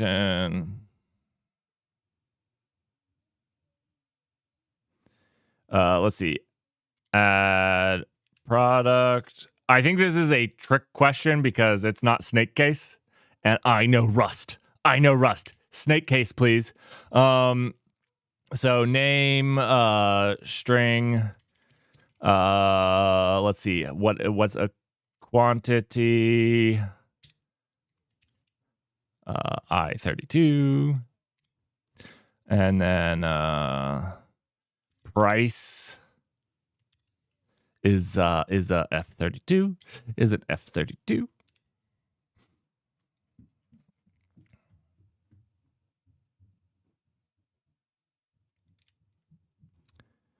Please zoom in. Oh, yeah, let me try that. Sorry, this is not my normal. It does not let me zoom in. Oh, there we go. I'm getting the zoom in for you guys. Sorry about that. I can't change any of these borders now, but we're zoomed in. Is that better? All right.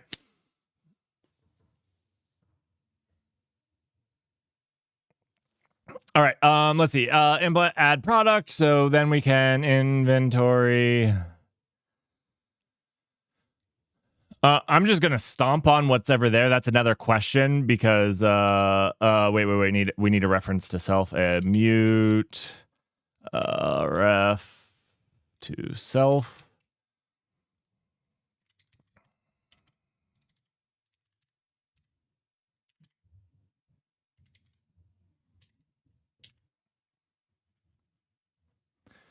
Let's see.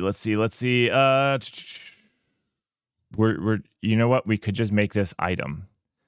I don't know why I made this struct and then pass these things in individually. I guess I was thinking of it this way. They were kind of asking for this. So I'm gonna leave that the same.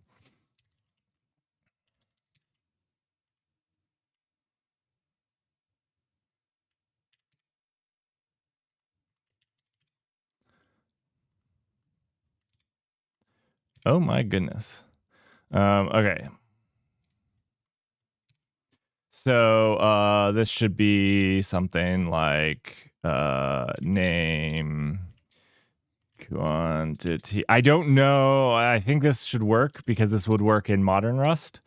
Like this. Ooh, I can actually run this. See if it has compile errors. Okay. Mute must be followed by a named binding. Wait. In 16. Is this not right? Is this not how to take a mutable reference to self?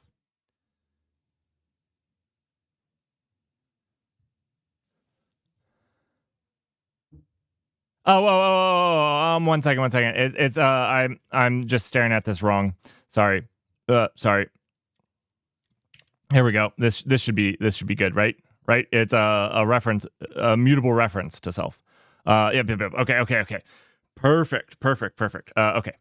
So let's continue on. This is fine. I haven't put a curly brace. Self.inventory.insert item. 1 second. It's name item.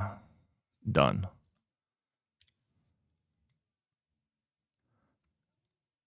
All right. Compiled successfully. Perfect. Okay, so let's see. I only have 5 more minutes. Let's get the rest of these out. So we're just going to copy and paste this. Add product. Let's see. Add product, update quantity. Let's do this. Update quantity. We just need name and quantity for this. And then basically what we're going to do actually is get rid of this. Do let old equals this. Let mute old equals inventory dot get mute name. Done. All right. And then we can do old dot quantity equals quantity. This is kind of convoluted, right?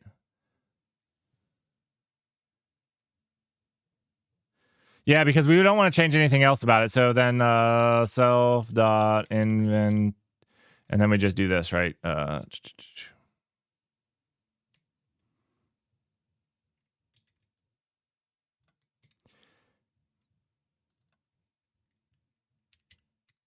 Okay. Is that correct? All right. The IntelliSense is a little rough on this. So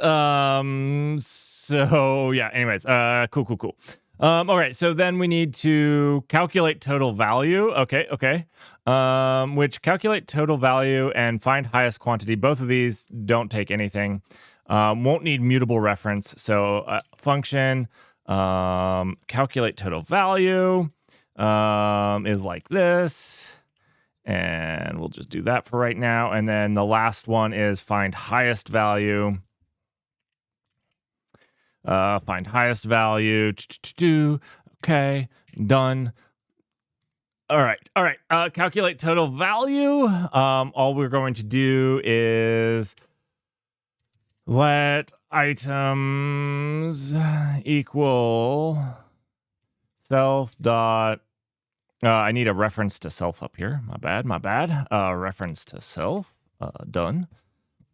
Self dot inventory dot values dot collect.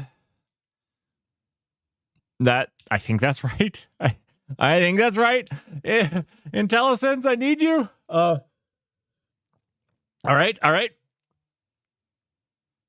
It's lying about compiling successfully. Let's see. This is an old version of Rust. Maybe it is lying. What do you see wrong? I feel like I'll copy and paste this and we'll look at it later at the very end. Okay. Okay, so then we have items, self-inventory value, collect. Right. I think there's an unwrap here, isn't there? One of these has an unwrap. Is it there? I don't know. Okay, so let's quickly try to do this. For items. Oh gosh. I don't know where the unwraps go. This is going to be a pain because I don't know which of these things off the top of my head. Like, part of me thinks that the values needs to be unwrapped, but it seemed to compile with collect.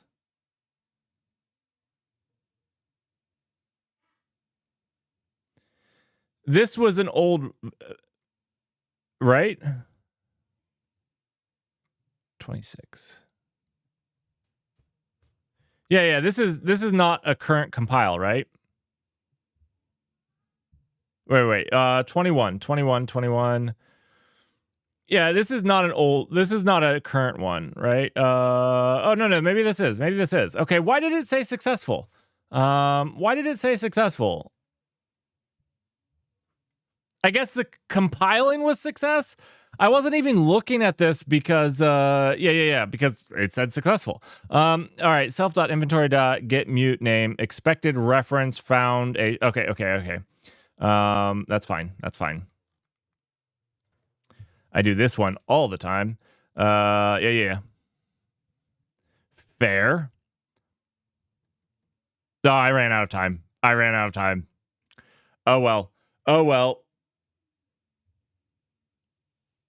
Wait. No. Old dot quantity. Oh. Well, I'm out of time. Whatever.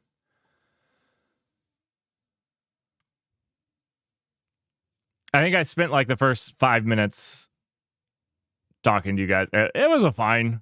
Like, the coding wasn't actually terrible. I could have done that.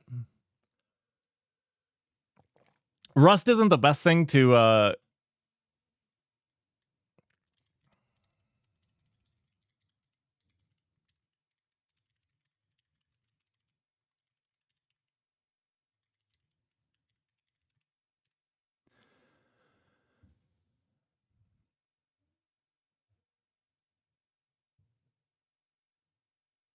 Yeah. So when it was saying it was compiled successfully, I was just ignoring the error. It was a real error. For sure. GPT vetting is done. I'm going to go plug my camera back in. I'll be right back.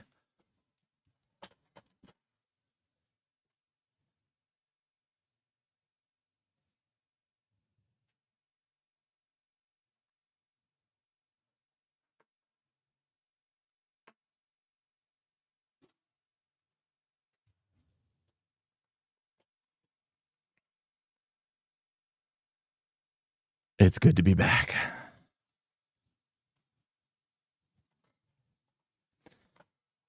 Yeah, I wonder where that feedback goes. We'll go and see it really quickly. No, it was a little confusing to me because it was saying that it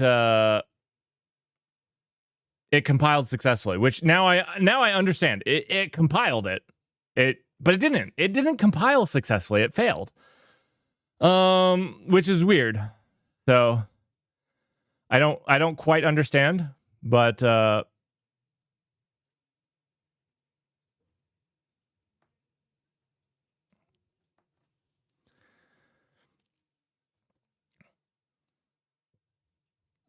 you know what? I don't actually disagree with this too much. This was fine. This is a fine, I'm probably not mid-level architect. I'm probably senior here. The SQL, I forgot the group by, so that was my bad. I forgot that. I'm probably mid, but this is a fine take. Rust as junior, probably Rust as junior. I was distracted with that, so like I could have done better. I could probably do mid. But like this is fine. Kubernetes, I'm probably a senior level at Kubernetes.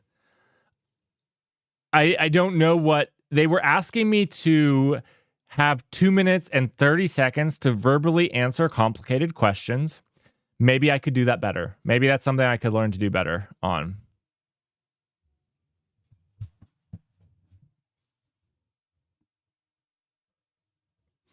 I'm not experienced at judging hairstyles. What would you know? My custom question was about how I like their hair. I don't understand this grading at all. I don't understand this. But honestly,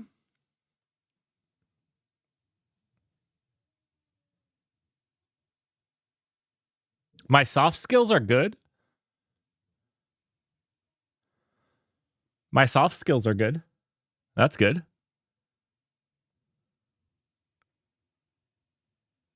I know, I praised it. I literally praised its hair. It said, "How do you like my hair?" And I praised its hair. I guess that's why I got soft skills as good.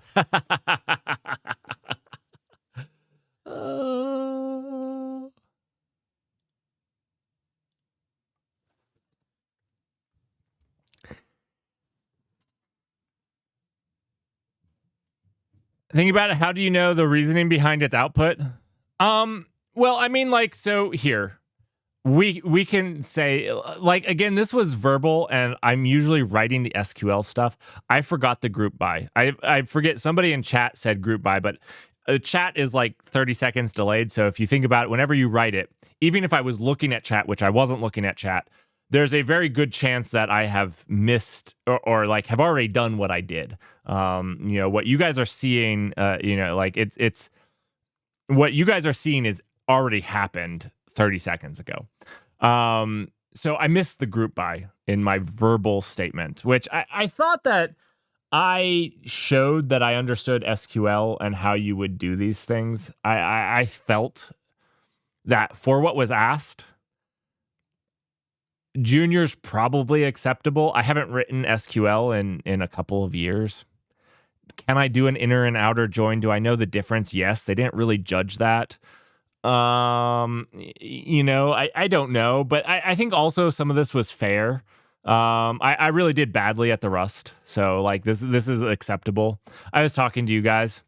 I wasn't actually. Also, I just misunderstood. First, I wasted the first 5 minutes because we were talking about the languages they supported. That got me sidetracked. The second issue that came across is I was misinterpreting when they said compiled successfully. Because when you say compiled successfully, I took that as we compiled it. And I wasn't even looking at the error messages below. So that kind of sucks. So I wasted 5 minutes. I misunderstood some of the stuff. This is fair. I screwed that up. I screwed that up, but that's fine. That's fine. And these are okay. I don't know. I don't know how it came up with mid-level Kubernetes. It's kind of an interesting, how did it judge this? The two questions that it asked containing Kubernetes specific questions,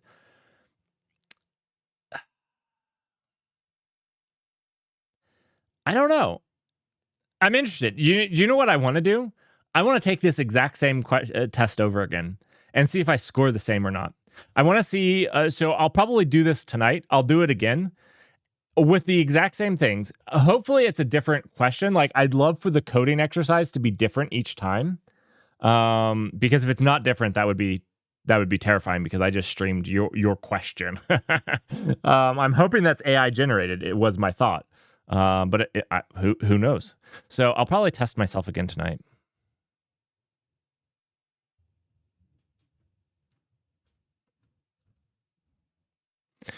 Yeah. So I think that the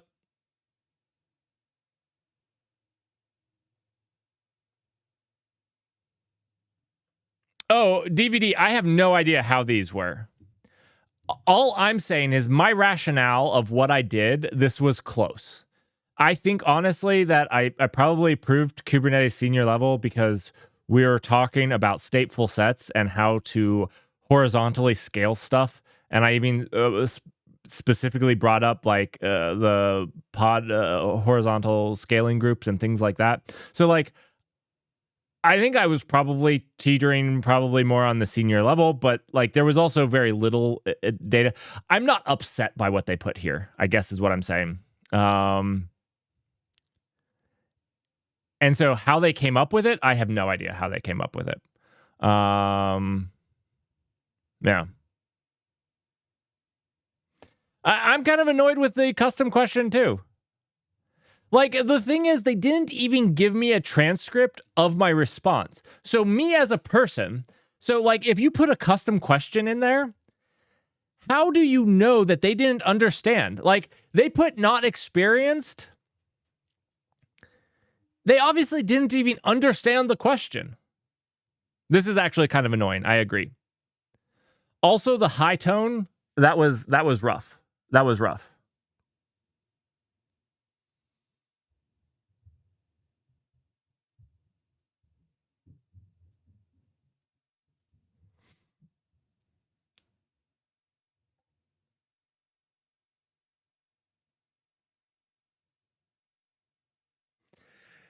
Yeah, I don't know.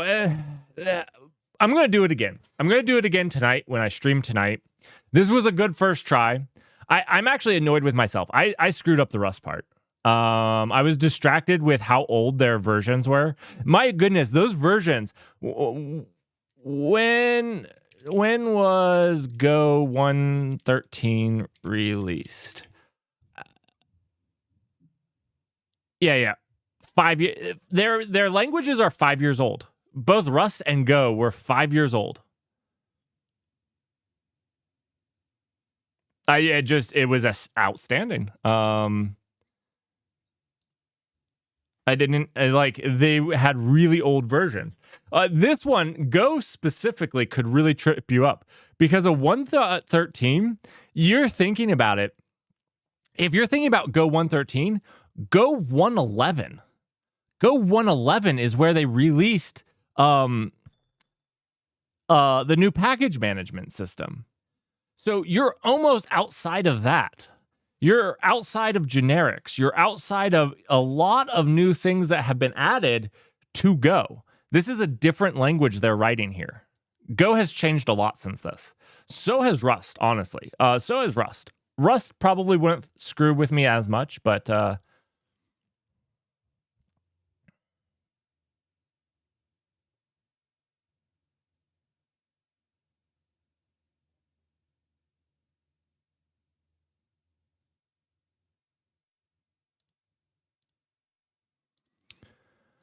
this just mark as contacted or archive. There's nothing else there. Oh, I can click on it. Oh, there's a report. Okay. Oh, okay. This is cool. All right, so the first thing that I would do is check my logs. Okay, this is good. They actually transcribed what it was. Okay, I mean, let's be honest here. If I got this instead of a recruiter, I would probably actually prefer this over a recruiter. I probably would. I hate talking to recruiters, to be honest. Now, maybe that's just my bias. Now, again, they need to make it not look like a pre-adolescent teen that has a really high frequency. Like that was super annoying. You know, maybe they think it's only really old people that have lost the high frequency, but that was super annoying.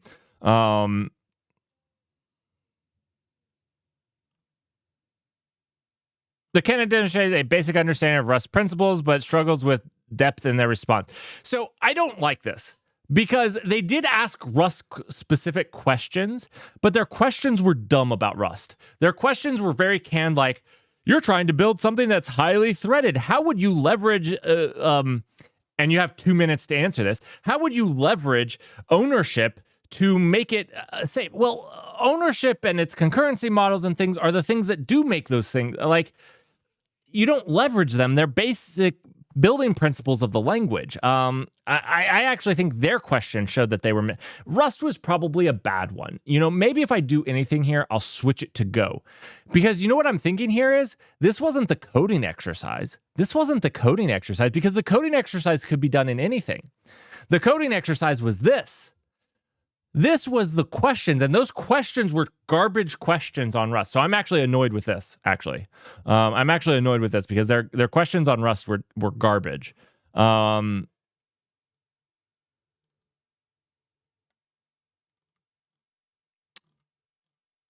that I think about it a little bit. Illustrating capability to construct queries involving joins and aggregate functions. However, there's a specific SQL syntax. You're asking me, you didn't tell me whether this was Postgres or not, because if you're talking about specific SQL syntax,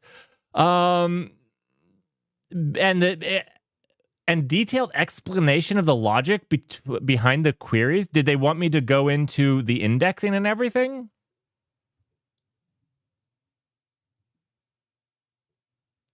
I guess maybe I just misunderstood what they were asking.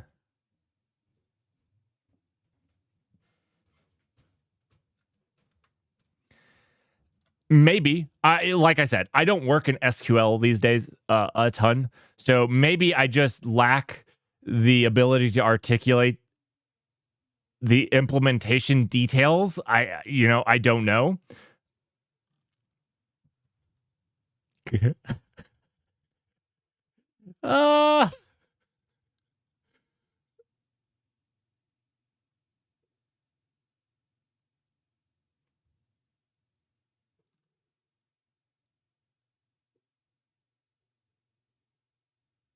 Well, yeah, like, okay, we can review it though. This is good. So, like, their question: given a scenario where you had a table of employees with columns ID name, manager ID, where blah blah blah.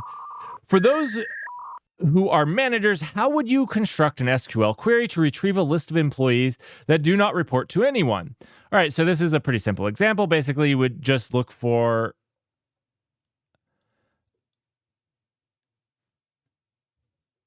This is not what I said.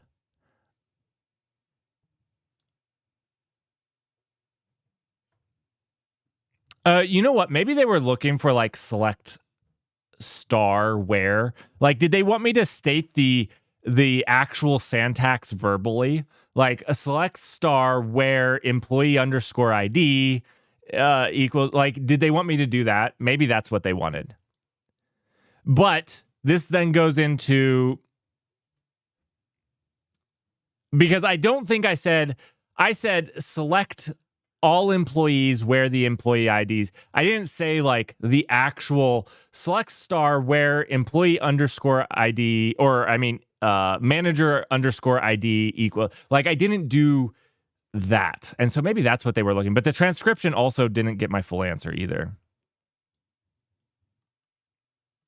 So maybe they didn't actually understand everything I was saying. All right, so this is a pretty simple example. Basically, you would just look for, you would create a query where you select all employees where they do not have a manager ID. Actually, it did a really good job. It actually removed my ums. So it did a really good job. I think what they're doing is they want a select with manager ID. You know, I said it in English. I didn't actually generate the query, which this is what they're saying. Like the answers provided were more conceptual without delving into specific SQL commands. They wanted the specific SQL commands that I was going to leverage for this. That's fair, but also maybe not fair. You should have asked for specific SQL commands. I guess they said, how would you construct an SQL query? It's just, you have 2 minutes. That's not enough time. And not for me. I haven't used SQL for a while. Whatever. I'm not too hurt. It's fine. They're right. If they were like, we wanted the actual SQL query, I didn't have it off the top of my head in the time. The question should have asked for the query. But I mean, they kind of did. How would you construct a query? I guess when I read how do you construct a query, I think of what are the types of things at a high level. I didn't realize that they were looking for like the query functions and the query columns. Like they probably wanted me to say manager underscore ID column or something like that. That's fine. Whatever. I can do better next time. Just reviewing the feedback.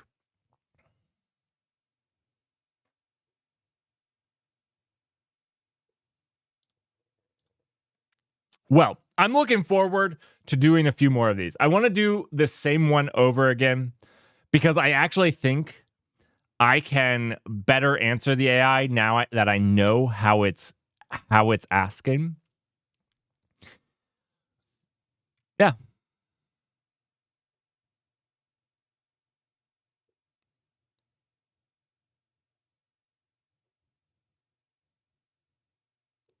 Dude, the Rust ones, it was like, given Rust's emphasis on safety and zero cost abstractions, how would you approach designing a memory efficient, high performance data structure in Rust? Discuss your thought process from choosing the right data types and traits to ensuring the data structure aligns with Rust safety guarantees and efficiency principles. Like, I don't even know what they're saying here. Like, honestly, I failed these questions because I didn't understand what they were asking. Imagine you're tasked with improving the performance of a Rust application that heavily relies on concurrent data processing. Describe how you would leverage Rust ownership. What do you mean? I don't understand what you mean leverage Rust ownership. Do they mean stop copying stuff? Did the previous one copy everything? And so they didn't have ownership? Like, you don't leverage Rust ownership. It's something that's forced on you. I don't know. Maybe I just don't understand Rust well enough to understand this question, but I'm not sure I understood these questions.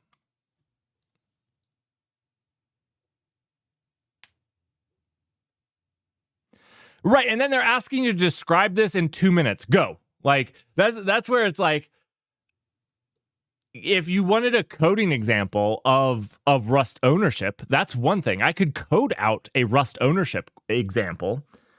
But answering this question is difficult. Like, and I didn't do a good job. I was not prepared for this type of question. And some of interviewing, if you have one takeaway, is preparing. I'm not prepared for an interview I haven't prepared for an interview, period. And streaming an interview is a little bit nerve-wracking, whether you've prepared or not. Just haven't prepared at all. Just completely cold, early morning interview. So some of it is preparing for it. If I was going to interview for Rust, I would be more prepared for some of these things. Was I prepared for those types of questions? No, I wasn't. But I was a bit of a train wreck. I'm not gonna lie. I'm sorry, guys. That was a bit of a train wreck. I'll interview better next time. I need to practice some. Also, that kid was creepy. That kid creeped me out. All right. Thank you, everyone, for watching.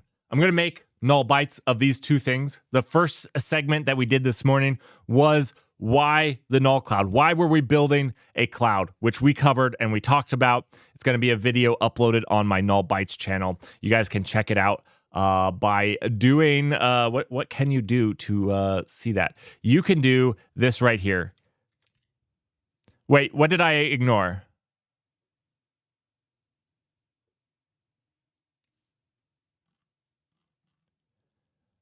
Oh, I'm sorry if I was ignoring you. I was interviewing. I think this was a while ago, actually. Sorry. I was interviewing. So there's the Null Bytes. I'm going to release these 2 videos there. You can see them. But we covered what we're building, the Null Cloud. I'm going to do an architecture video probably on Thursday morning. I'm going to stream tonight probably as well. But these are like live videos that I wanted to make. And that's it for me today, everyone. Thank you so much for joining. Hope you guys like the work I'm going to put into putting these on YouTube on the Null Bytes. And sorry I was a little rough on the interview. I was a little rough.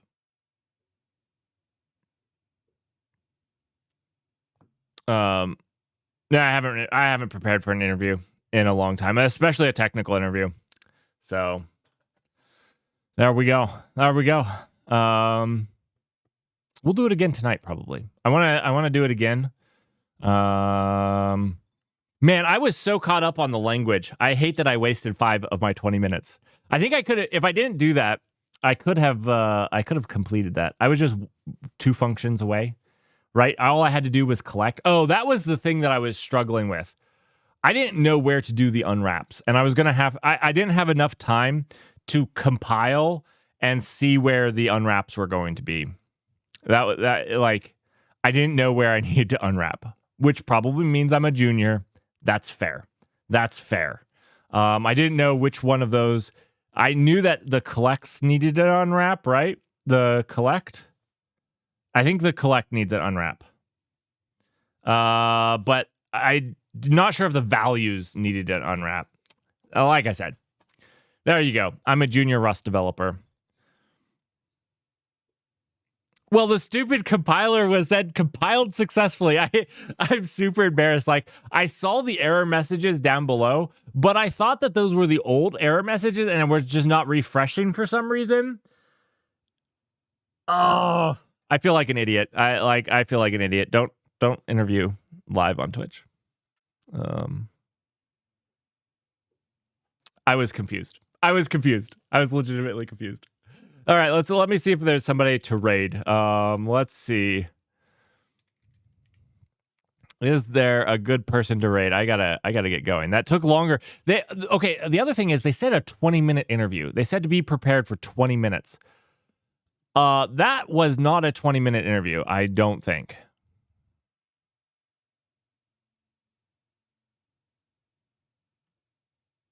Also, the other thing is, we're gonna raid Toggle. We're gonna raid Toggle, but I've never gotten to raid Togglebit. So the other thing that confused me was their IntelliSense didn't actually work for my structures or anything. So like there was no way for me to know like whether like I should do an unwrap or not. Yeah, whatever. Anyways, we're going to raid Togglebit. Have fun. Say hello to him from me. Thanks, everybody, for joining me. I hope you appreciate this early morning stream, and I will see you guys later. And thanks for joining.